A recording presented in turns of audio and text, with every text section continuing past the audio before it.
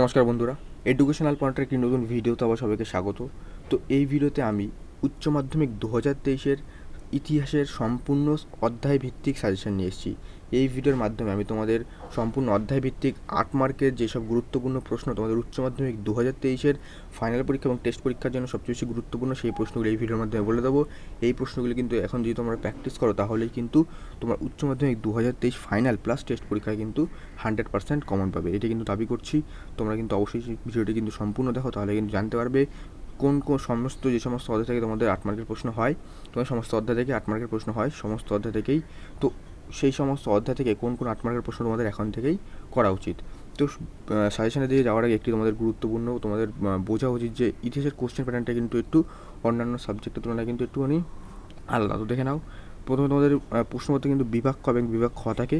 তো প্রথম বিভাগ খতে থেকে তোমাদের যে প্রথম 4টি তোমাদের ইতিহাসে মোট 8টি অধ্যায়, প্রথম 4টি অধ্যায় নিয়ে বিভাগ ক, সেখান থেকে মোট 4টি প্রশ্ন আসবে এবং 2টি কিন্তু অন্তত লিখতে হবে। তারপরে হচ্ছে তোমাদের বিভাগ খয়ের পরে যে 4টি অধ্যায় থাকে সেই 4টি অধ্যায় থাকবে, অর্থাৎ পঞ্চম থেকে অষ্টম পর্যন্ত। তো সেই 4টি অধ্যায় থেকেও কিন্তু 4টি প্রশ্ন, সেখান থেকে অন্তত 2টি লিখতে হবে।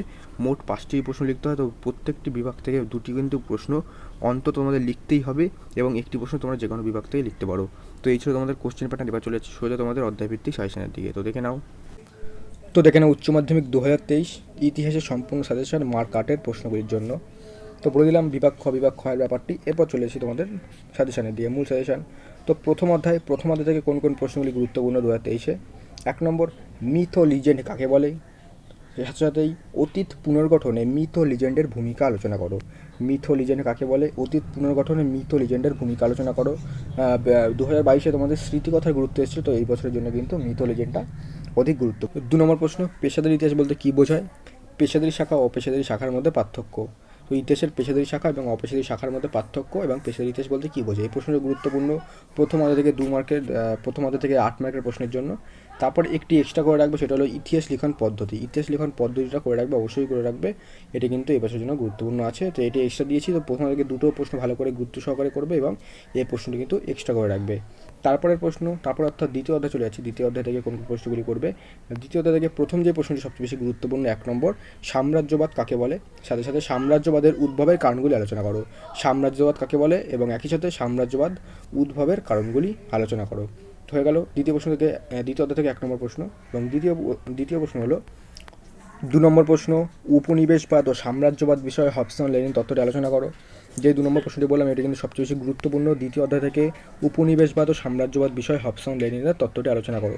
তো এই যে 2 নম্বর থেকে যে 2টি প্রশ্ন বললাম, এই 2টি প্রশ্নের উত্তর কিন্তু আমার চ্যানেলে অলরেডি আপলোড করা, সেগুলো কিন্তু দেখে আসো। ডেসক্রিপশনে লিঙ্ক পেয়ে যাবে কিংবা চ্যানেলে প্লে লিস্টে পেয়ে যাবে। তো দ্বিতীয় অধ্যায় থেকে 2টি প্রশ্ন বলে দিলাম, সাম্রাজ্যবাদ কাকে বলে, সাম্রাজ্যবাদ উদ্ভবের কারণ, আর হচ্ছে উপনিবেশ সাম্রাজ্যবাদ বিষয়ে হবসন লেনিন তত্ত্ব। তারপর চলেছি তৃতীয় অধ্যায়। তো তৃতীয় অধ্যায় থেকে কী করবে। তো তৃতীয় অধ্যায় থেকে প্রথম প্রশ্ন যেটি, পলাশী ও বক্সারের যুদ্ধের ফলাফলের তুলনামূলক আলোচনা করো। পলাশী ও বক্সারের যুদ্ধের ফলাফলের তুলনামূলক আলোচনা, এই প্রশ্নটি খুবই গুরুত্বপূর্ণ 2023-এর উচ্চ মাধ্যমিকের জন্য। 2 নম্বর, ব্রিটিশ ইস্ট ইন্ডিয়া কোম্পানির আমলে ভারতের ভূমি রাজস্ব ব্যবস্থার পরিচয় দাও। ব্রিটিশ ইস্ট ইন্ডিয়া কোম্পানির আমলে ভারতের ভূমি রাজস্ব ব্যবস্থার পরিচয়। 2022-এ চিরস্থায়ী ব্যবস্থা এসেছিল। তো আশা করছি এই প্রশ্নটি গুরুত্বপূর্ণ, তবে প্রশ্নটি একবার ভালো করে দেখে রাখবে এই প্রশ্নটি কিন্তু। তো প্রথম যে প্রশ্নটি বললাম, পলাশী ও বক্সার যুদ্ধের ফলাফলের তুলনা, এটি কিন্তু অধিক গুরুত্বপূর্ণ। তারপরে হচ্ছে 3 নম্বর, অবশিল্পায়ন কি, একই সাথে অবশিল্পায়নের কারণ ও ফলাফল লেখো। তো অবশিল্পায়নের কারণ ও ফলাফল, এই প্রশ্নটা কিন্তু অনেকটাই গুরুত্বপূর্ণ উচ্চ মাধ্যমিক 2023-এর ইতিহাসের জন্য। তারপরে হচ্ছে 4 নম্বর প্রশ্ন, ভারতে রেলপথ স্থাপনের উদ্দেশ্য ফলাফলগুলি লেখো। ভারতে রেলপথ স্থাপনের উদ্দেশ্য ফলাফলগুলি লেখো, এই প্রশ্নটি গুরুত্বপূর্ণ। ফলাফল, সুফল এবং কুফল দুটোই করতে হবে। তাহলে 5 নম্বর যে প্রশ্নটি আছে, চীনের ওপর আরোপিত বিভিন্ন অসম চুক্তির পরিচয় দাও। চীনের ওপর আরোপিত বিভিন্ন অসম চুক্তির পরিচয় দাও, এই প্রশ্নটি গুরুত্বপূর্ণ। তো তৃতীয় অধ্যায় থেকে কিন্তু 5টি প্রশ্ন দেওয়া হয়েছে। দেখো, প্রথম বিভাগ থেকে অর্থাৎ ক বিভাগ এবং খ বিভাগ থেকে, 2টি বিভাগ থেকে কিন্তু 2টি প্রশ্ন এবং একটি প্রশ্ন এক্সট্রা লিখতে হবে। তো আমি বলবো কিন্তু যে কোনো বিভাগ থেকে তোমরা যদি একটি করে অধ্যায় যদি বাদ দিয়ে দাও, তাহলেও কিন্তু তোমরা সম্পূর্ণ উত্তর করে আসতে পারবে।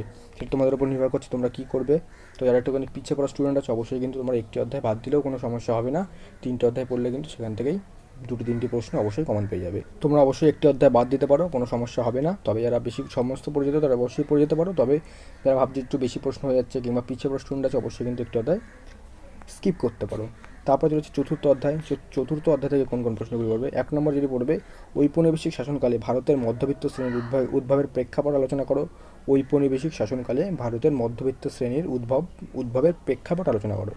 তারপরের প্রশ্ন 2 নম্বর, ভারতের সমাজ সংস্কারক হিসাবে রাজা রামমোহন রায়ের অবদান লেখো। ভারতের সমাজ সংস্কারক হিসাবে রাজা রামমোহন রায়ের অবদান লেখো।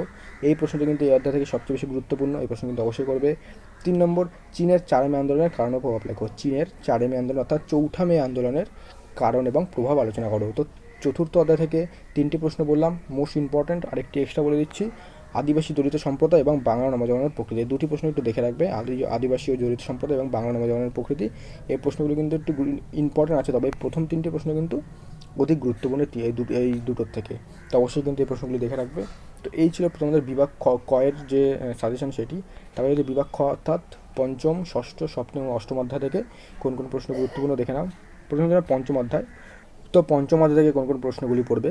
1 নম্বর প্রশ্ন যেটি করে পঞ্চম অধ্যায় থেকে, 1935 সালের ভারত শাসন আইনের প্রেক্ষাপট ও শর্তাবলী ব্যাখ্যা করো। 1935 সালের ভারত শাসন আইনের শর্তাবলী প্রেক্ষাপট খুবই গুরুত্বপূর্ণ প্রশ্ন 2023-এর জন্য।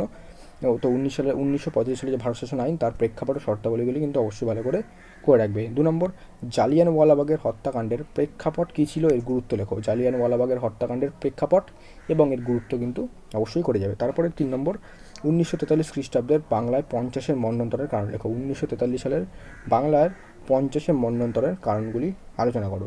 3 নম্বর প্রশ্নটি আবার 4 নম্বর, লখনৌ চুক্তির শর্তাবলী লেখো। এই চুক্তির গুরুত্ব সম্পর্কে সংক্ষেপে আলোচনা করো। তো লখনৌ চুক্তির শর্তাবলী সাথে সাথে কিন্তু এই চুক্তির গুরুত্বটা কিন্তু ভালো করে যাবে। তো এখান থেকে বললাম লখনৌ চুক্তি, বাংলার 50 মন্ডল, জালিয়ানওয়ালাবাগের হত্যাকাণ্ড এবং 1935 সালের ভারত শাসন আইনের প্রেক্ষাপট শর্তাবলী। তো এই 4টি কিন্তু সবচেয়ে বেশি গুরুত্বপূর্ণ। পঞ্চম অধ্যায় থেকে এই 4টি প্রশ্ন করলে কিন্তু অবশ্যই আশা করছি এখান থেকে 1-2টি কমন পেয়ে যাবে। তারপরে ষষ্ঠ অধ্যায় থেকে কোন কোন প্রশ্ন? 1 নম্বর প্রশ্ন যেটি করবে, ভারতের স্বাধীনতা সংগ্রামে সুভাষচন্দ্র বসু ও আজাদ হিন্দ বাহিনীর ভূমিকা লেখো। ভারতের স্বাধীনতা সংগ্রামে সুভাষচন্দ্র বসু ও আজাদ হিন্দ বাহিনীর ভূমিকা লেখো। তো এই যে প্রশ্নটি বললাম, এই প্রশ্নটি কিন্তু 2022 সালে অনেক গুরুত্বপূর্ণ ছিল, তবে 2022 কিন্তু প্রশ্নটি দেওয়া হয়নি, তার জন্য বলবো 2023-এর জন্য কিন্তু প্রশ্নটি অবশ্যই তৈরি করো। এই প্রশ্নটি কিন্তু আসার সম্ভাবনা কিন্তু অনেকটাই। তো ভারতের স্বাধীনতা সংগ্রামে সুভাষচন্দ্র বসুর ও আজাদ হিন্দ বাহিনীর ভূমিকা লেখো। শুধু সুভাষচন্দ্র বসু আসতে পারে, তোমরা কিন্তু ভালো করে পড়ে নেবে। 2 নম্বর, মন্ত্রী মিশনের পরিকল্পনা কি, এর ত্রুটি ও গুরুত্ব আলোচনা করো। মন্ত্রী মিশনের পরিকল্পনা কি, এর ত্রুটি ও গুরুত্ব আলোচনা করো। এই প্রশ্নটি কিন্তু অধিক গুরুত্বপূর্ণ ষষ্ঠ অধ্যায় থেকে। তারপরে চলে যাচ্ছি সপ্তম অধ্যায়। তো ষষ্ঠ অধ্যায়ে 2টি প্রশ্ন করে যাবে, এর চাইলে এর বাইরে করতে পারো, এক্সট্রা করতে পারো, কিন্তু এই 2টি কিন্তু প্রশ্ন খুবই গুরুত্বপূর্ণ। তারপরে সপ্তম অধ্যায় 1 নম্বর, ঠান্ডা লড়াই বলতে কী বোঝো, ঠান্ডা লড়াইয়ের তাত্ত্বিক ভিত্তি ব্যাখ্যা করো। ঠান্ডা লড়াই বলতে কী বোঝো, ঠান্ডা লড়াইয়ের তাত্ত্বিক ভিত্তি ব্যাখ্যা করো। এই প্রশ্নটি কিন্তু অনেকটাই গুরুত্বপূর্ণ 2023-এর জন্য, এই প্রশ্ন কিন্তু অবশ্যই করে যাবে। এই প্রশ্নটি কিন্তু আসার সম্ভাবনা প্রায় ধরে রাখতে পারো। এই প্রশ্নটি কিন্তু সপ্তম অধ্যায় থেকে অধিক গুরুত্বপূর্ণ। তারপরে 2 নম্বর, ট্রুম্যান নীতি কি, একই সাথে মার্শাল পরিকল্পনার উদ্দেশ্যগুলি কী ছিল। ট্রুম্যান নীতি কি, একই সাথে মার্শাল পরিকল্পনার উদ্দেশ্যগুলি কী ছিল। এই প্রশ্নটি কিন্তু ভালো করে রাখবে, 2 নম্বর যে প্রশ্নটি বললাম। 3 নম্বর, সুয়েজ সংকটের সংক্ষিপ্ত পরিচয় দাও। এবং 4 নম্বর, কিউবার ক্ষেপণাস্ত্র সংকটের সংক্ষিপ্ত পরিচয় দাও। তো এখান থেকে মোট 4টি গুরুত্বপূর্ণ প্রশ্ন বললাম, ঠান্ডা লড়াই, ট্রুম্যান নীতি কী এবং মার্শাল পরিকল্পনার উদ্দেশ্য, সাথে সাথে সুয়েজ সংকটের সংক্ষিপ্ত পরিচয় এবং কিউবার ক্ষেপণাস্ত্র সংকটের সংক্ষিপ্ত পরিচয়। তো এই 4টি প্রশ্ন কিন্তু অধিক গুরুত্বপূর্ণ, এখান থেকে কিন্তু বাদ দেওয়া যাবে না। 4টি প্রশ্ন কিন্তু তুলনামূলকভাবে ভালো করে পড়তে হবে, তাহলে কিন্তু এখান থেকে আশা করছি কমন পাবে। এক্সট্রা একটি জোট নিরপেক্ষ নীতিটা একটু দেখে রাখবে, জাস্ট দেখে রাখবে। তারপর অষ্টম অধ্যায়। তো অষ্টম অধ্যায় কী কী পড়বে? 1 নম্বর, অবৌপনিবেশিকরণ বলতে কী বোঝায়, এর সামাজিক, রাজনৈতিক, অর্থনৈতিক তাৎপর্য লেখো।